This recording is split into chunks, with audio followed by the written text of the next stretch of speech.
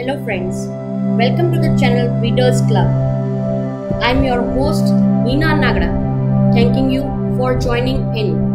This is the story reading channel that helps the children to improve their vocabulary by reading with me. It also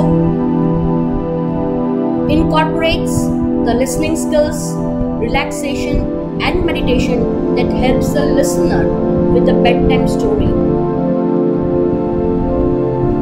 to help them drift away with ease.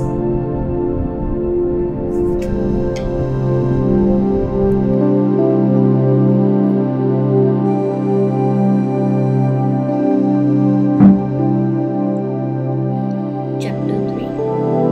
A Caucus Race and a Long Tale.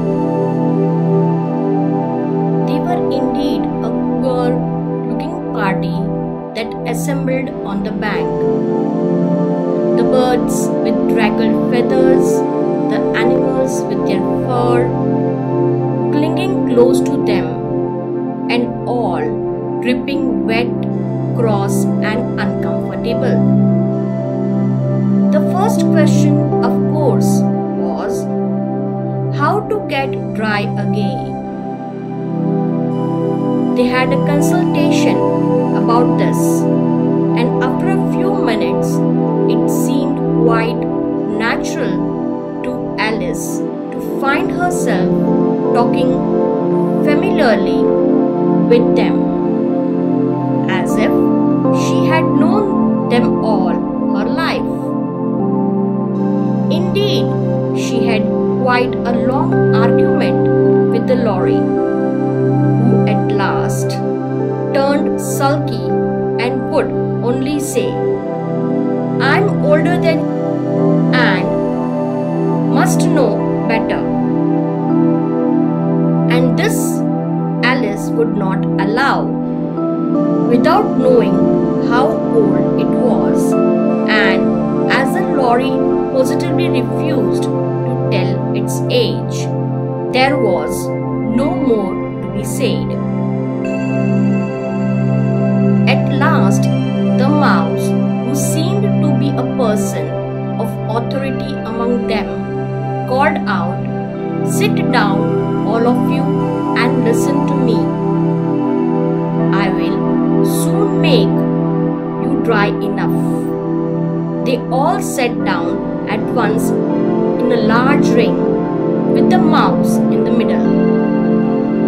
Alice kept her eyes anxiously fixed on it, for she felt sure she would catch a bad cold if she did not get dry very soon. "Ahem," said the mouse with an important air. "Are you all ready? This is the driest thing I know. Silence all round, if you please." William the Conqueror, whose cause was favored by the Pope, was soon submitted to by the English, who wanted leaders and had been of late much accustomed to usurpation and conquest.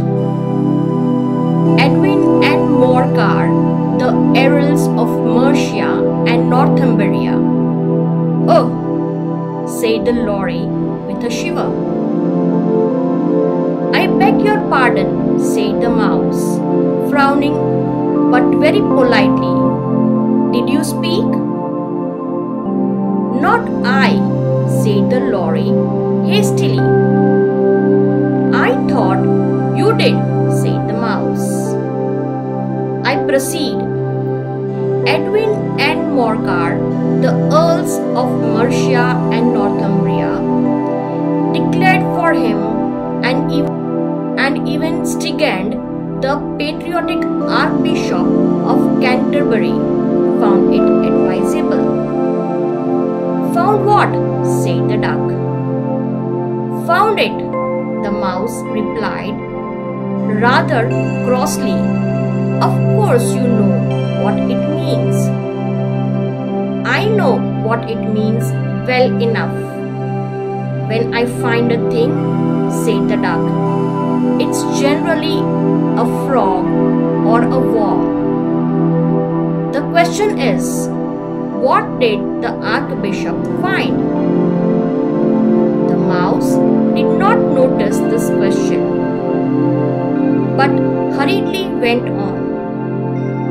"Found it advisable to go to Edgar Atheling to meet William and offer him the crown. William's conduct at first was moderate, but the insolence of his Normans—" "How are you getting on now, my dear?" it continued, turning to Alice as it spoke. "As wet as ever," said Alice in a melancholy tone. "It doesn't seem to dry me at all." "In that case," said Dodo solemnly, rising to its feet, "I move that the meeting adjourn for the immediate adoption of more energetic remedies." "Speak English," said the eaglet. "I don't know the meaning of half those words, and what's more, I don't believe you do either." And the eaglet bent down its head to hide a smile. Some of the other birds tittered audibly. "What I was going to say," said the dodo in an offended tone, "was that the best thing to get us dry would be a Caucus race." "What is a Caucus race?" said Alice. Not that she wanted much to know, but the dodo had paused as if it thought that somebody ought to speak, and no one else seemed inclined to say anything. "Why," said the dodo, "the best way to explain it is to do it. And as you might like to try the thing yourself some winter day, I will tell you how the dodo managed it. First, it marked out the race course in a sort of circle. The exact shape doesn't matter, it said. And then all the party were being placed along the course, here and there. There was no 1, 2, 3 and away, but they began running when they liked and left off when they liked, so that it was not easy to know when the race was over. However, when they had been running half an hour or so and were quite dry again, the dodo suddenly called out, "The race is over," and they all crowded round it, panting and asking, "But who has won?" The question the dodo could not answer without a great deal of thought, and it sat for a long time with one finger pressed upon its forehead, the position in which you usually see Shakespeare in the pictures of him, while the rest waited in silence. At last, the dodo said, "Everybody has won, and all must have prizes." "But who is to give the prizes?" quite a chorus of white voices asked. "Why, she, of course," said the dodo, pointing to Alice with one finger, and the whole party at once crowded round her, calling out in a confused way, "Prizes! Prizes!" Alice had no idea what to do, and in despair she put her hand in her pocket and pulled out a box of comfits. Luckily, the salt water had not got into it, and handed them round up prizes. There was exactly one apiece all round. But she must have a prize herself, said the mouse. Of course, the dodo replied very gravely. What else have you got in your pocket? He went on, turning to Alice. Only a thimble, said Alice sadly. Hand it over here, said the dodo. Then they all crowded round her once more, while the dodo solemnly presented the thimble, saying, We beg your acceptance of this elegant thimble. And when it had finished this short speech, they all cheered.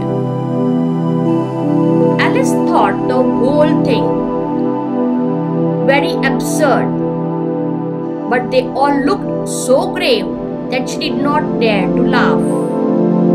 And as she could not think of anything to say, she simply bowed and took the thimble, looking as solemn as she could. The next thing was to eat the comfits. It caused some noise and confusion, as the large birds complained that they could not taste theirs, and the small ones choked and had to be patted on the back. However, it was over at last, and they sat down again in a ring and begged the mouse to tell them something more. You promised to tell me your history, said Alice. And why it is you hate C and D, she added in a whisper, half afraid that it would be offended again. Mine is a long and a sad tale, said the mouse, turning to Alice and seeing. It is a long tale, certainly, said Alice, looking down with wonder at the mouse's tail. But why do you call it sad? And she kept on puzzling about it, while the mouse was speaking, so that her idea of tale was something like this. Furry said to a mouse that he met in the house, Let us both go to law. I will prosecute you. Come. I will take no denial. We must have a trial. For really this morning I have nothing to do, said the mouse to the curd. Such a trial, dear sir, with no jury or judge, would be wasting our breath. I will be judge, I'll be jury, said cunning old Furry. I'll try the whole cause and condemn you to death. You are not attending, said the mouse to the Alice severely. What are you thinking of? I beg your pardon, said Alice very humbly. You had got to the fifth bend, I think. I had not, cried the mouse, sharply and very angrily. Or not, said Alice, always ready to make herself useful and looking anxiously about her. Oh, do let me help to undo it.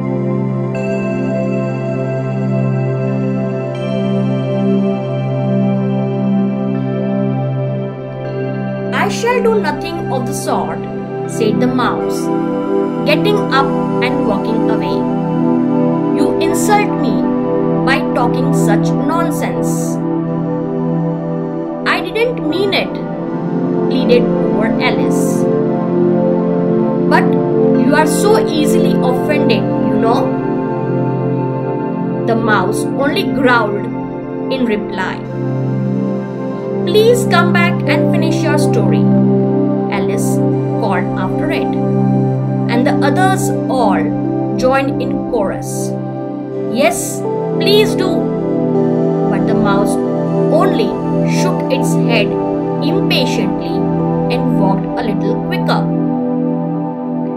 "What a pity it wouldn't stay," said the lorry. As soon as it was quite out of sight, and an old crab took the opportunity of saying to her daughter, "Ah, my dear, let this be a lesson to you, never to lose your temper." "Hold your tongue, Ma," said the young crab, little snappishly. "You are enough to try the patience of an oyster." "I wish I had a Dina here." "I know I do," said Alice aloud, addressing nobody in particular. "She would soon fetch it back." "And who is Dina, if I might venture to ask the question?" said the lorry. Alice replied eagerly, for she was always ready to talk about her pet. "Dina's our cat, and she is such a capital one for catching mice you can't think. And oh, I wish you could see her after the birds. Why, she'll eat a little bird as soon as look at it." This speech caused a remarkable sensation among the party. Some of the birds hurried off at once. One old magpie began wrapping itself up very carefully, remarking, "I really must be getting home. The night air doesn't suit my throat." And a canary called out in a trembling voice to its children, "Come away, my dears, it's high time you all in a bed." On various pretexts, they all moved off, and Alice was soon left alone. "I wish I hadn't mentioned Dina," she said to herself in a melancholy tone. "Nobody seems to like her down here, and I'm sure she is the best cat in the world. Oh, my dear Dina, I wonder if I shall ever see you anymore." And here poor Alice began to cry again, for she felt very lonely and low-spirited. In a little while, however, she again heard a little pattering of footsteps in the distance, and she looked up eagerly, half hoping that the mouse had changed his mind and was coming back to finish his story.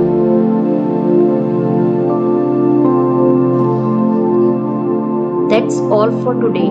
We will continue the story Alice in Wonderland in next vlog. I hope you enjoyed the story. Thank you very much.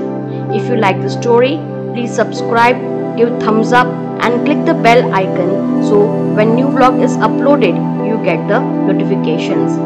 Thank you very much.